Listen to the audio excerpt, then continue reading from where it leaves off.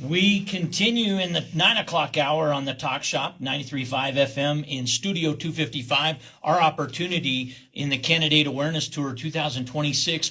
One more segment with Kevin Christensen, U.S. House of Representative candidate for Wyoming. And we left our conversation just shy of data centers. And the question is energy, investment, money, support. Is gold reliable? Is data centers the future of Wyoming? Is it a good fit, Kevin?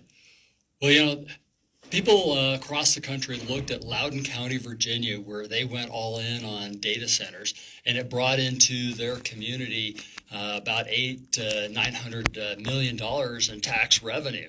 And it creates opportunity for other businesses that want to get close to that because there's low latency internet and that sort of thing.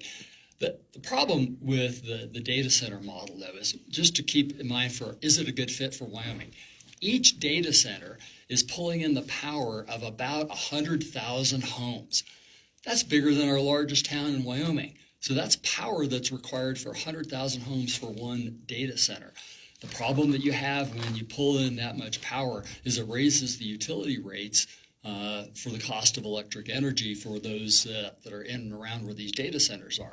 The other problem I have is that typically these data centers are built with out-of-state labor that comes in and builds them. There'll be some local contracts, and there's very few long-term jobs that come from having the data centers. You typically are going to have some people that are there for maintenance. But this isn't going to put people in our schools, and it doesn't generate a lot of well-paying jobs for the long term. So is it a good fit for Wyoming? It's not going to do what a lot of people are touting it as. This is the economic savior.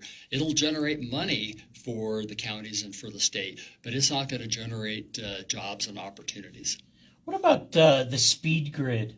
Any comment with respect to FERC and the speed grid and the influence that it might have for Wyoming? Well, it's interesting, too, when you think about what the FERC's role is in this. And they're the regulatory agency that looks over, and they're trying to come up with ways to make the application and the permitting process quick and efficient to get these things into place. But one of the things that they are not really fully considering is the socioeconomic impact that it has in the local communities, right? So you create this big demand on the power grid. It includes water, too. These things are like a bunch of water-cooled computers and things like that. I think the thing that's missing is the consideration of the socioeconomic impacts and the fact that, I mentioned again, you're not getting long-term jobs out of this. So FERC is trying their best to speed the process to get these centers in. We want to be, the country that has all these data centers.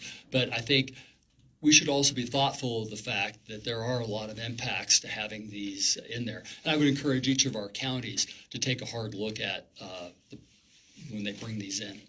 What would you say to the fact that Wyoming, as a citizenry, have not truly benefited from wind or solar in terms of saving on their utility bill, the utility rates not being beneficial to Wyoming?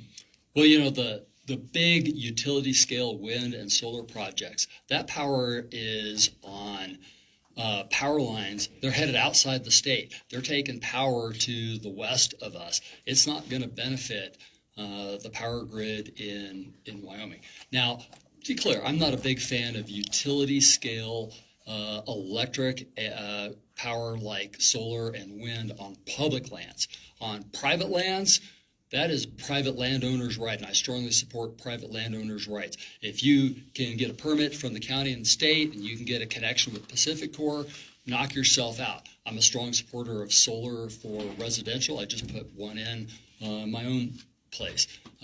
But for utility scale, that power is going outside. The best thing you can do if you want to reduce your utility rate is to have a residential solar project. And I strongly support the offsets for residential.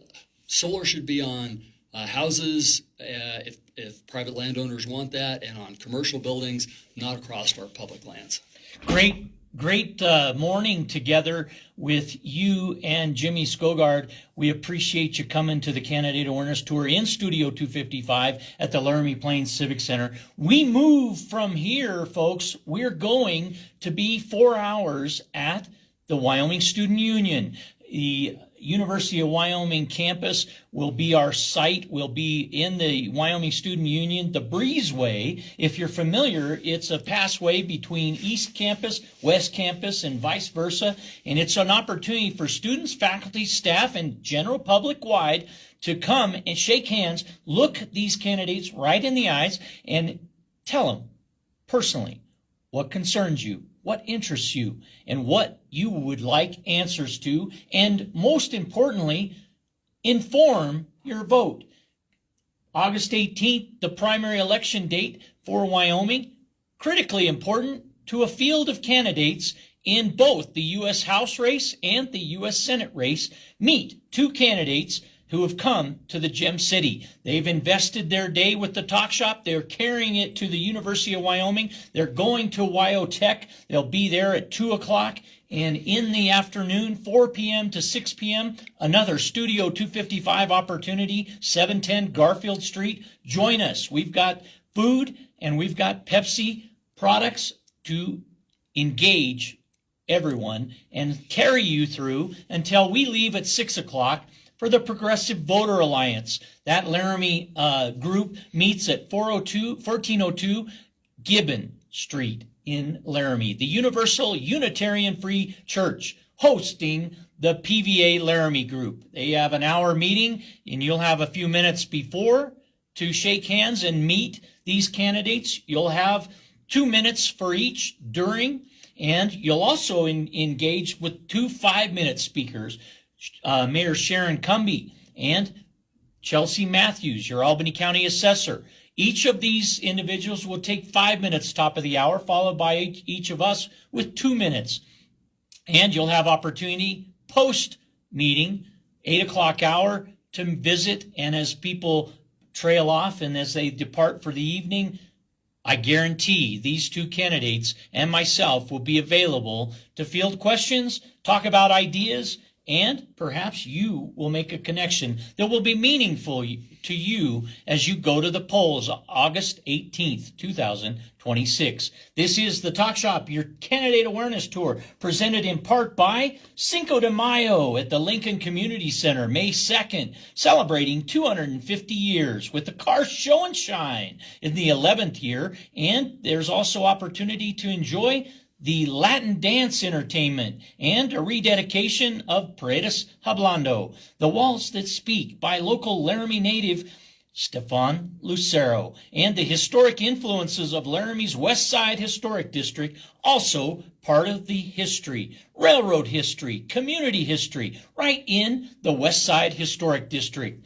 We look forward to you, 8 a.m. to 11 p.m. So much is happening. We appreciate MECHA at the University of Wyoming and ASUW, and we will look forward to some conversations with them up in 30 minutes. Bien, that